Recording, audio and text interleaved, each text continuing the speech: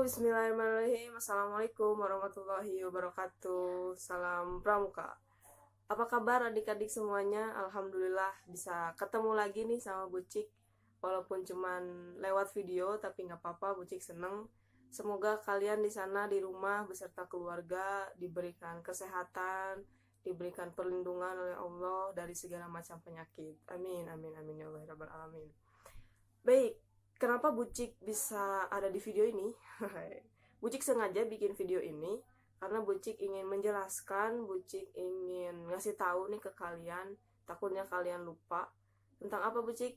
Tentang Praja Muda Karana atau Pramuka, betul. Apa aja yang akan Bucik jelaskan di video ini? Pertama, Bucik akan menjelaskan tentang sejarah singkat Pramuka Dunia dan Indonesia, singkat aja ya. Yang kedua, Bucik akan menjelaskan tentang arti lambang dari Pramuka, ya, arti lambangnya. Yang ketiga, ada apa aja sih di Pramuka, khususnya di Pramuka golongan siaga, yaitu kalian. Oke, selamat menyaksikan. Oke, sekarang kita masuk ke sejarah Pramuka Dunia, oke. Kalau kalian masih ingat, Bucik pernah ngasih satu foto nih, Bucik pernah nunjukin satu foto bapak ini nih. Tring, iya. Namanya siapa? Baden-Powell ya, Robert Baden-Powell. Siapa bapak ini? Bapak ini adalah Bapak Pandu Dunia atau Bapak Pramuka Dunia. Kenapa bisa disebut Bapak Pramuka Dunia nih, Bapak Pramuka sedunia? Karena beliaulah orang yang pertama kali punya ide nih untuk membuat organisasi kepanduan atau yang dinamakan dengan Scout ya, atau yang kita kenal sebagai Pramuka, seperti itu. Baden-Powell ini lahir di London, Inggris pada tanggal 22 Februari 1857. Oke, catat tanggalnya ya. 22 Februari 1857. Nah, pada tahun 1908 beliau membuat menulis satu buku yang berjudul Scouting for Boys ya, Scouting for Boys gitu. Buku ini berceritakan tentang kepanduan atau kepramukaan. Nah, yang harus kalian tahu juga adalah bahwa Baden-Powell ini seorang letnan jenderal ketentaraan pada saat itu. Namun, pada tahun 1910, beliau rela melepaskan jabatan itu karena beliau ingin fokus untuk mengembangkan organisasi ini yang bernama Scout atau Pramuka. Nah, pada tanggal 6 Agustus 1920, beliau resmi diangkat sebagai Bapak Pandu Dunia atau Bapak Pramuka Sedunia di acara Jambore Dunia pertama gitu. Baik, itu adalah sejarah singkat tentang kepramukaan dunia ya, Pramuka Dunia. Nah, sebetulnya Pramuka ini sudah masuk ke Indonesia dari tahun 1912 gitu. Tapi namanya bukan Pramuka, tapi Pathfinder ya, Pathfinder. Nah, lama-kelamaan kesini pemerintah Hindia Belanda pada saat itu melarang nama Pathfinder ini digunakan. Maka Kiai Haji Agus Salim, Bapak Kiai Haji Agus Salim mencetuskan istilah pandu atau penolong artinya seperti itu, dan diberikan nama Pramuka, Praja Muda Karana, yang artinya anak muda yang berkarya gitu. Untuk informasi juga, Bapak Kiai Haji Agus Salim ini lahir di Sumatera Barat pada tanggal 8 Oktober 1884. Beliau juga dikenal sebagai Bapak Pandu Indonesia. Nah, gerakan Pramuka ini resmi disahkan oleh Presiden Soekarno pada tahun 1961, pada tanggal 14 Agustus tahun 1961. Makanya kenapa setiap tanggal 14 Agustus kita merayakan hari ulang tahunnya Pramuka atau Praja Muda Karana. Sekarang kita bicara ke tokoh selanjutnya. Tokoh selanjutnya adalah Bapak Sri Sultan Hamengkubuwono IX gitu. Siapa Bapak ini? Bapak ini juga dikenal sebagai Bapak Pandu Indonesia karena jasa-jasa beliau terhadap pramuka dulunya. Bapak ini lahir di Yogyakarta ya, di Yogyakarta pada tanggal 12 April 1912. Nah, Bapak Sri Sultan Hamengkubuwono IX ini adalah Ketua Gerakan Pramuka Indonesia pada tahun 1961 sampai 1974. Seperti itu adik-adik. Yang harus kalian tahu juga adalah Sri Sultan Hamengkubuwono IX ini wakil presiden kita nih, wakil presiden Republik Indonesia pada tahun 1973 sampai 1978 nih, pada eranya Presiden Soeharto. Nih foto beliau sama Soeharto. Itu. Bucik rasa cukup untuk pembahasan sejarah pramuka dunia dan Indonesia. Sekarang kita lanjut ke arti lambang pramuka. Ya, sekarang kita akan bicara tentang arti lambang pramuka ya.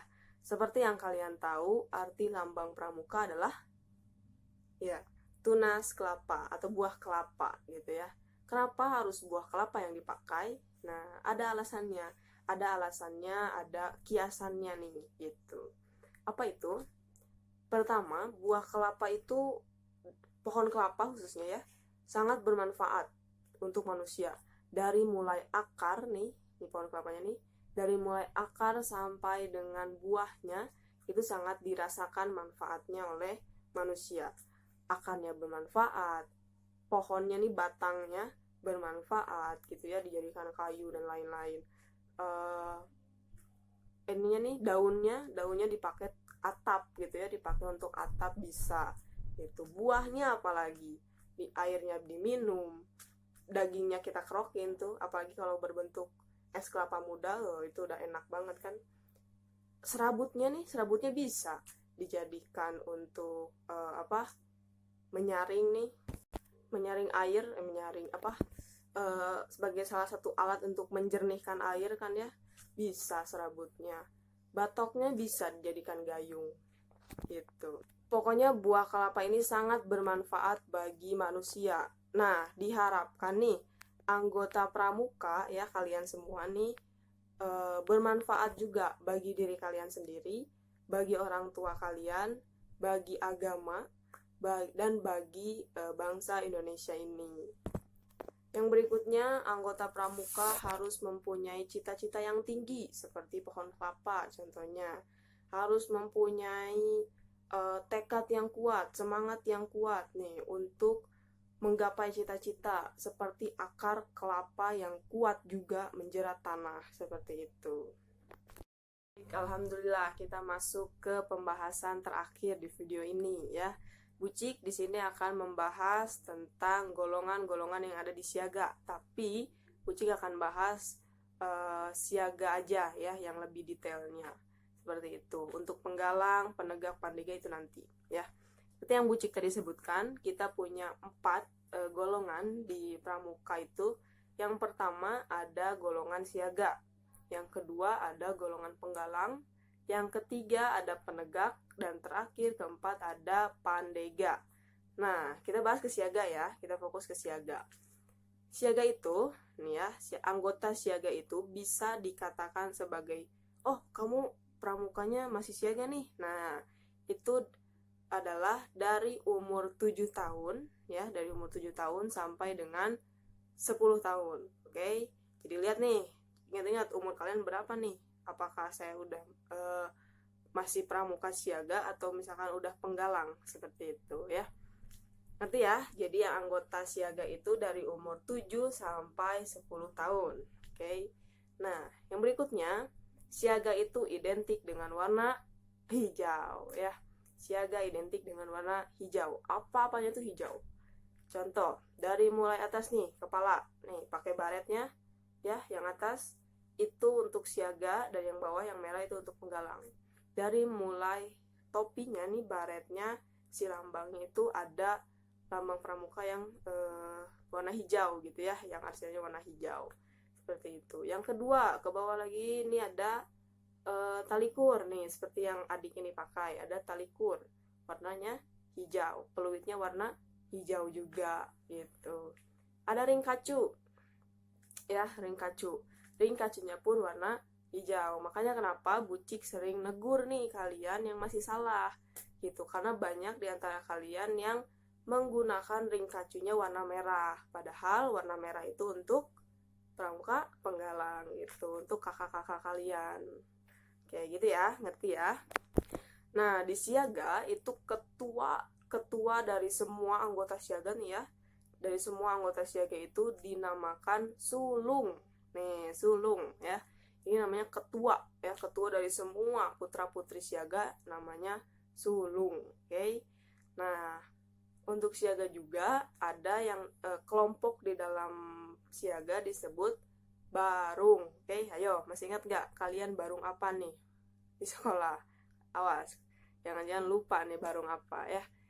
Nah, disebut barung. Nama barungnya itu harus terdiri dari nama warna. Makanya Buci kasihnya ada yang warna merah, barung warna merah, ada barung hijau, barung ungu, barung putih ya, banyak.